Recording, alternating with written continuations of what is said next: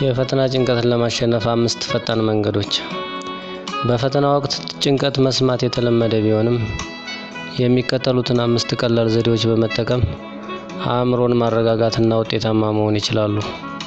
አንደኛ፣ ጥልቅ የትንፋሽ ልምምድ ዲፕ ብሪዚንግ። በጭንቀት ጊዜ አእምሮ ኦክስጅን ይፈልጋል።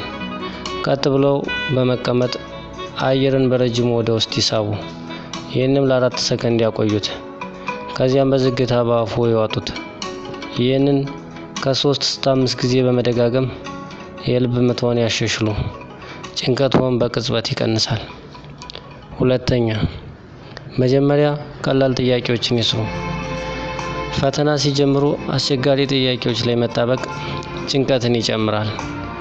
መጀመሪያ ሙሉን ፈተና ይቃኙ። እርግጠኛ የሆኑባቸው ቀላል ጥያቄዎችን መጀመሪያ መመለስ በራስ መተማመንን ይገነባል።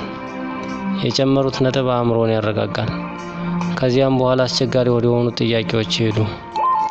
ሶስተኛ፣ አዎንታዊ አስተሳሰብ ፖዚቲቭ ሰልፍ ቶክ። አእምሮ የሚሰማውን መልእክት ያምናል።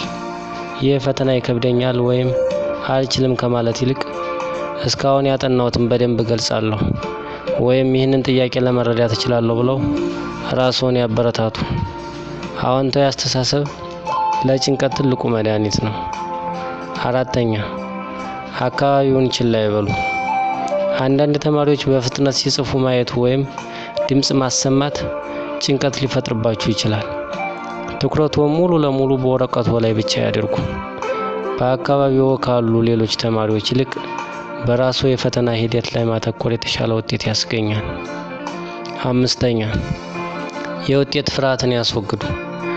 ፈተናን እንደ ሕይወትና ሞት ጉዳይ አይመልከቱት። ይልቁንም ያጠኑትን ነገር የመግለጽ ዕድል እንደሆነ አድርገው ያስቡ። በጣም ከፍተኛ ውጤት ማምጣት አለብኝ የሚል ከልክ ያለፈ ግፊት ከማድረግ ዛሬ የሚችለውን ያህል ጥረት አደርጋለሁ ብለው በመነሳት አእምሮን ነፃ በማውጣት በተሻለ ውጤት እንዲያስቡ ያደርግዎታል። ላይክ እና ሰብስክራይብ ማድረግዎን አይርሱ። አመሰግናለሁ።